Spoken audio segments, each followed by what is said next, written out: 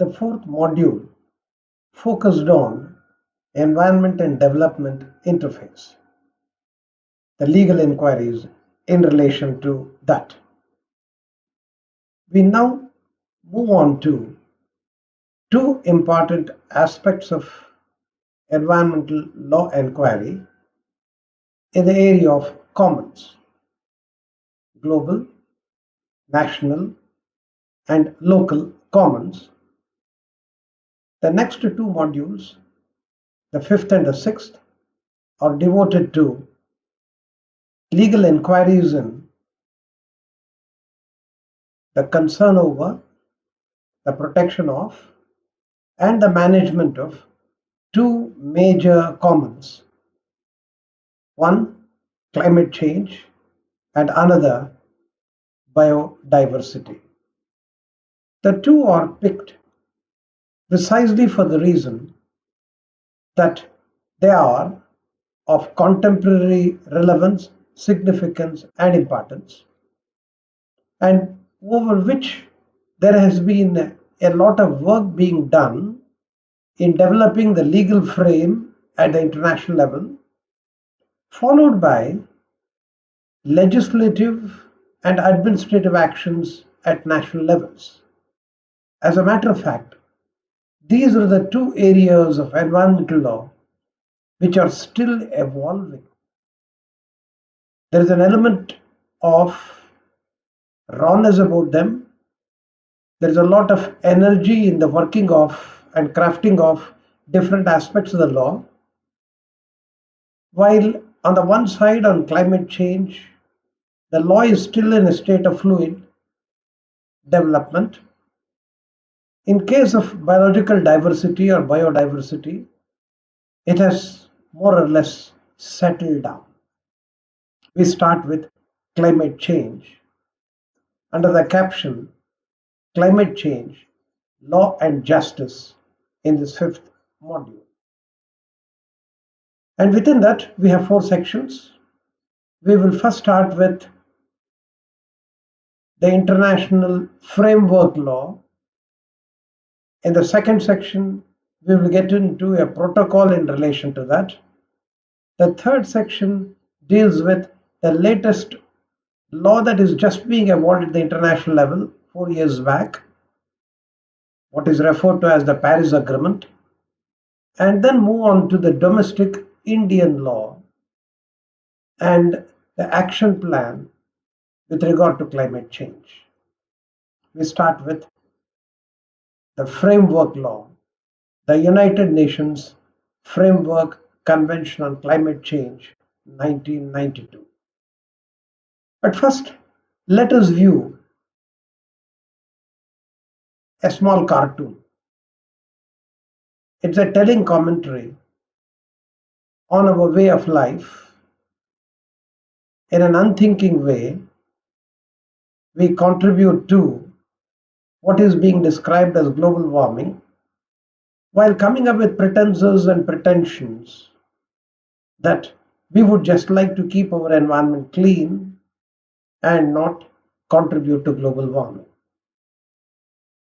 Against this backdrop, we look to what law has been doing and how the legal safeguards are being provided for to take care of the climatic conditions in the world. Climate change. What is special about that? Climate keeps changing all the while. It's seasonal. And so what is so special about that?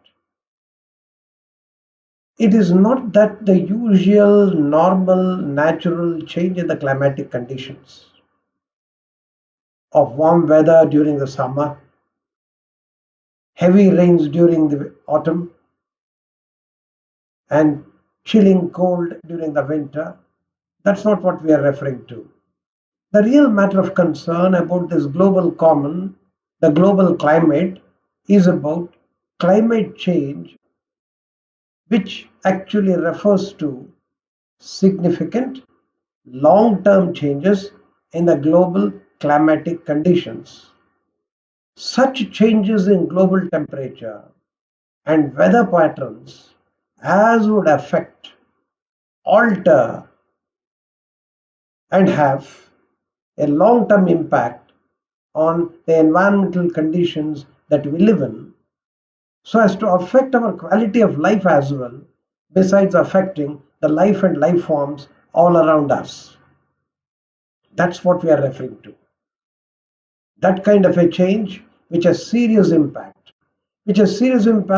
if not taken care of, if the trend is not arrested, then it would lead to serious irreversible consequences of even putting life and life forms on earth at peril, at the danger of extinction even.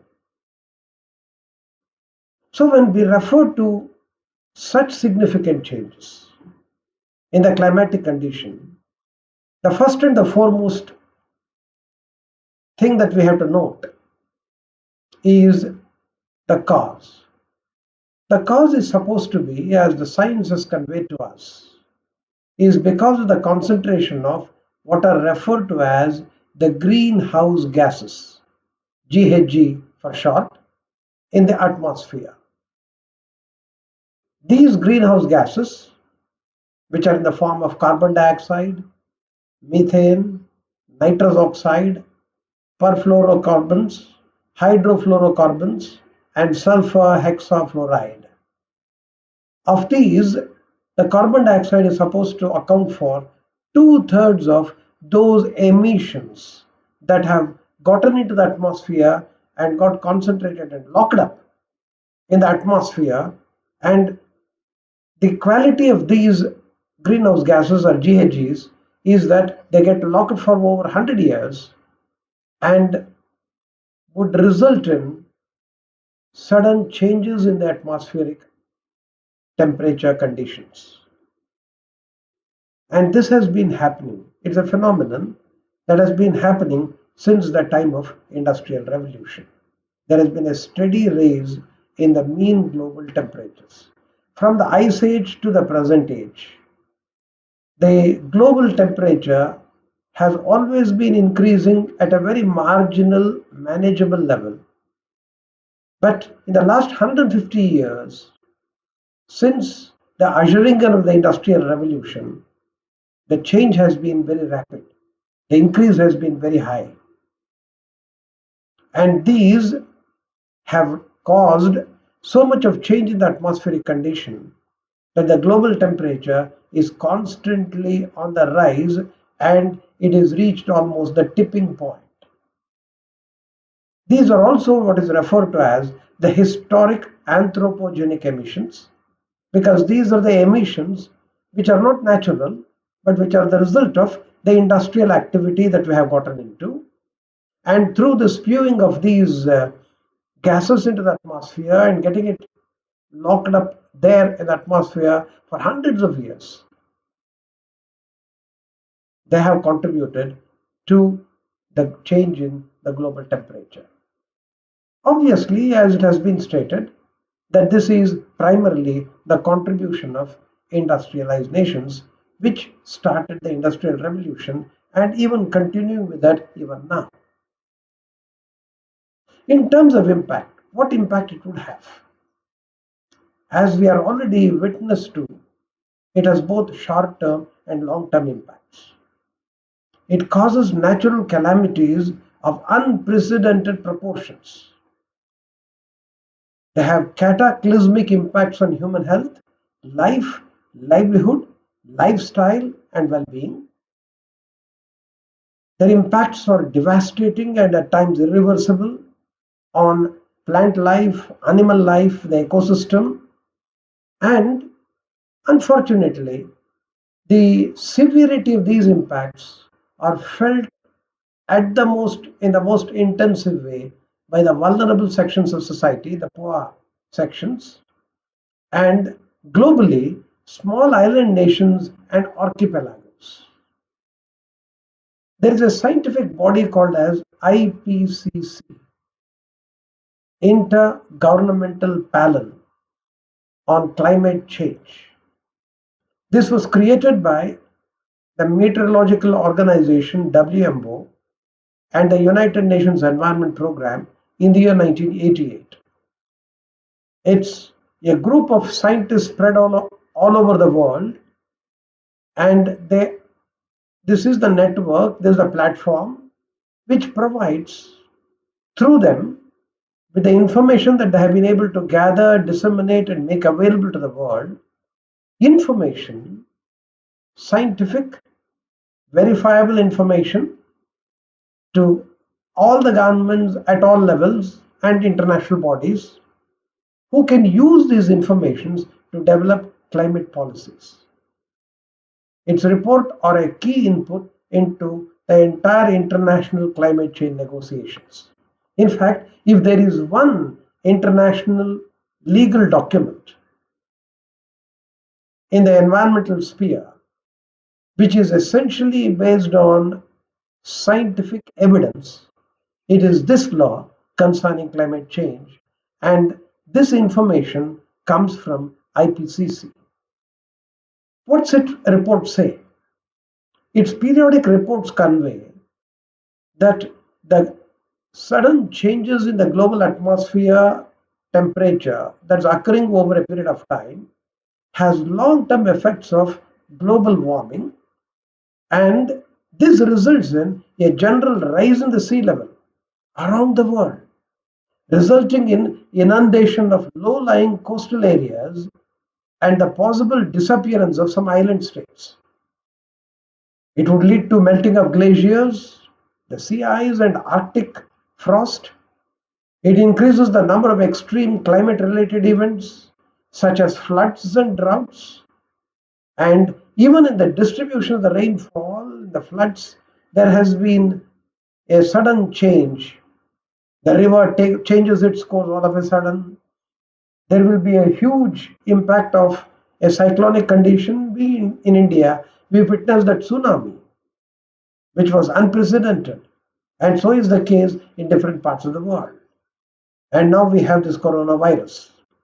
And an increase in the temperature, as it is happening now, it risks the extinction of 20 to 30% of all plant and animal species if this trend is not arrested.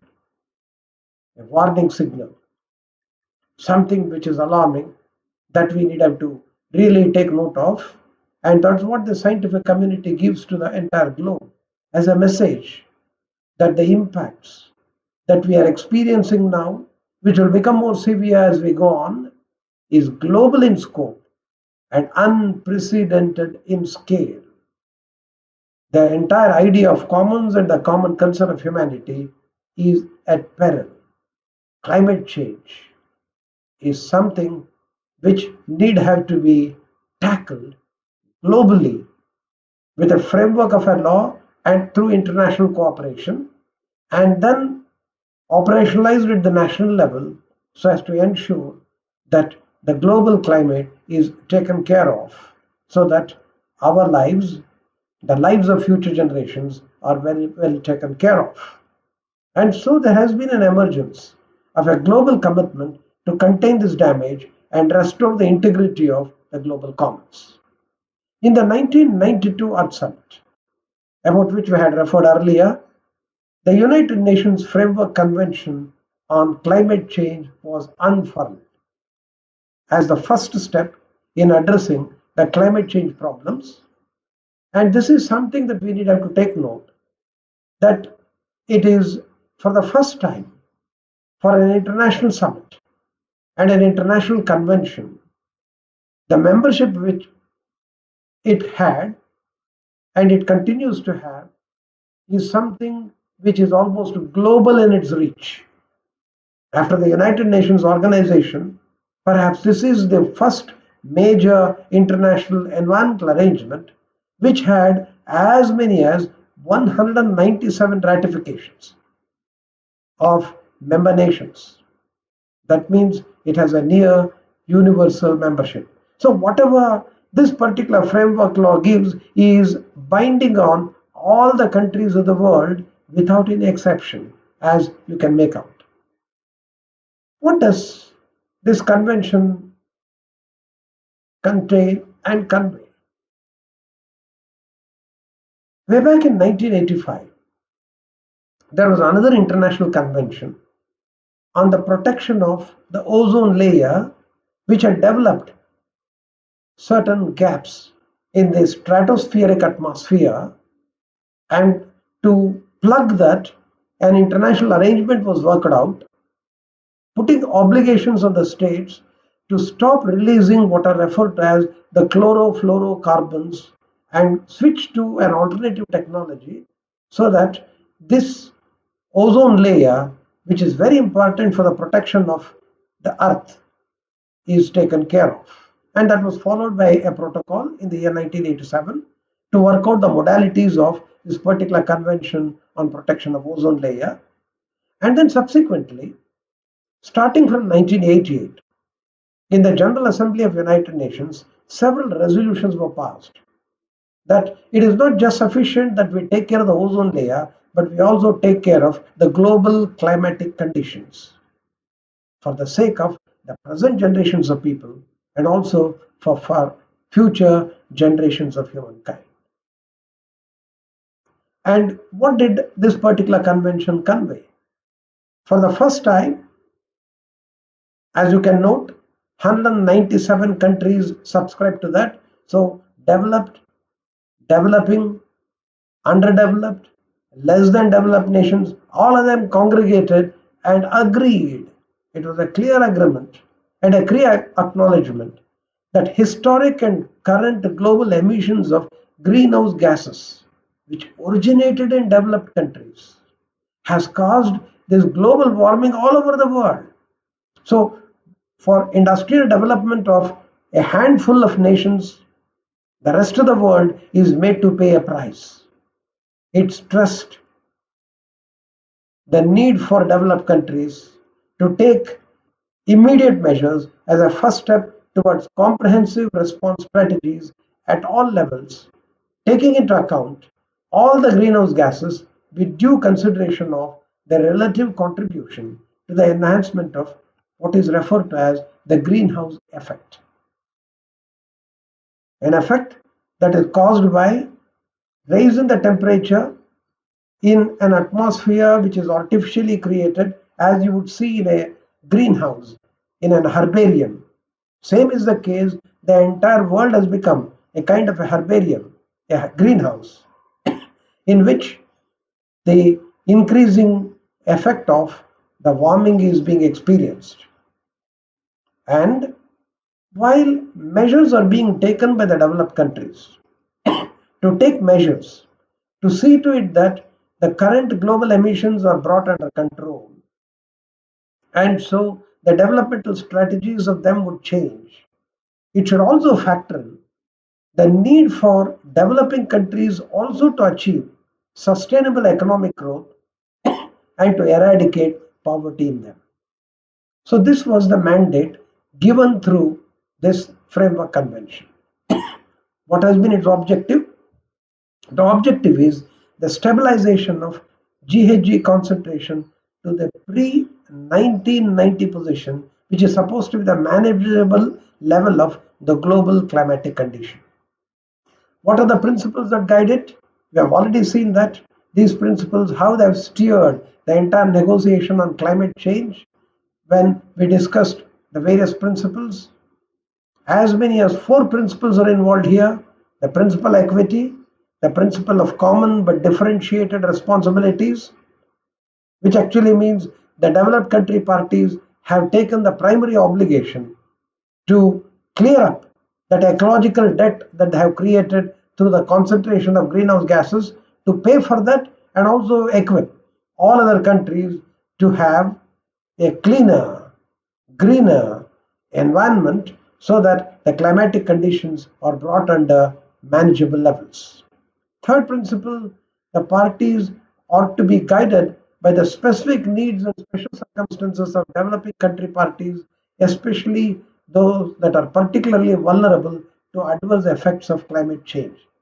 As has been warned by IPCC, that it is the weaker sections of society who really take brunt of the burden of the climate change. They suffer the most. And it is those small island nations which get inundated, and so they suffer the most. And so their interest should be the top priority along with the interest of all other countries. And so the fourth principle that we need to take note of and to adopt in ensuring the climatic conditions are restored to the pre-1990 position is the principle of precaution, of prevention, of further change in the climatic condition, mitigation of whatever that has already occurred, and adaptation to these changes as quickly as possible for all the countries, and finally, observance of the principle of sustainable development and getting it integrated with national development programs. So all these are encapsulated in this international legal arrangement UNFCCC, UNFCCC, United Nations Framework Convention on Climate Change. What does it mandate? It imposes a very clear, unmistakable obligation on industrialized countries. In the annex to the convention called Annex 1, a list of countries are given, which are the industrialized countries which are primarily responsible for this climate change of concentration of GHGs into the atmosphere over a period of time. And these are the members of the Organization for Economic Cooperation and Development and several countries with economies in transition, which is the other way of saying industrialized developed countries. United States, USSR, then the Soviet Union, and then later the Soviet Republic, and much later you have other countries like France, Germany, Britain, and other developed countries. So all these are put under one cluster and they are imposed with clear obligation. What are they? Number one, obligation of mitigation. Mitigation of reduction. Reduction of contribution of the greenhouse gases into the atmosphere to be reduced to a pre-1990 level. Number one. Second, to give effect to that, they may amongst themselves jointly implement plans and programs of action for reduction. And third, to help build the capacity of the developing countries and less developed countries to extend financial and technical assistance and even transfer such state-of-the-art technology, cleaner technology to them so that they will not commit the same mistake as has been committed by the industrial nations of releasing these greenhouse gases into the atmosphere, that greenhouse gas free technology, which is otherwise known as cleaner technology, and that which they are having the ability to develop over a period of time, and they have actually practiced that now to transfer the technology. And fourth, meeting the costs of adaptation of the most vulnerable countries. There's an ecological debt, you have to pay for that. And you have actually made the developing and underdeveloped countries to pay for your wrong. And so it is time that you pay back. And so that all others also develop like you, but in a more healthier and a cleaner environment. So, in effect, what is the core aspect of the United Nations Framework Convention on Climate Change? It has two components. One component, the industrialized nations, which are responsible for historic emissions, have to clear the ecological debt and also are responsible for current emissions. And so they have obligation of reduction of GHG emissions to less than the 1990 level. Number two, they have to develop cleaner technology, and whatever technology that they have developed which is clean, they have to transfer the technology and making resources available to the developing world to switch over to cleaner technology, set aside a small but significant percentage of their GDP in an international fund for that purpose. And what is the position of developing and less developed countries? Well, they should make best use of the technologies and resources that are going to be made available by the developed ones to build and strengthen their capacity. So there is no more business as usual. Just don't take any kind of developmental project come their way. Developmental projects which actually stress on cleaner technology that should be adopted by them to make available to build and strengthen their capacity to be able to shoulder in course of time the responsibility of ecological restoration and conservation alongside alleviation of poverty and achieving a sustainable level of economic development in course of time. So the object of this particular framework convention, as you could make out, it's a framework convention. It actually lays down a broad frame. So it's almost like agreeing in principle that these are the commitments we make, and in course of time we are going to accomplish that over a period of time. And for that, there are what are referred to as the conference of parties. Within this community of nations which are parties to this particular arrangement, you have these very parties whose representatives would constantly meet, regularly meet in periodic intervals. And when they meet, they should be able to deliberate as to the ways and means and modalities as to how to accomplish whatever task that has been assigned and achieve those goals that are set in the objectives of this particular arrangement. And so the Conference of Parties or the COPs, through protocols to be established over a period of time and other arrangements, should be able to accomplish the mission within a time frame of about 2 decades' time. That is the mandate of this framework convention. It does not actually give operational rules of practice, but it lays down the basic frame. The details have to be worked out. From 1992 onwards, this frame is being worked out. How it has panned out in the last 28 years is the subject of inquiry in the next two sections that we are going to inquire into. The second one would be a protocol, a discussion that we are going to have, the Kyoto Protocol of 1997. And in the third section, we will refer to the latest development that has occurred through the Paris Agreement in the third section.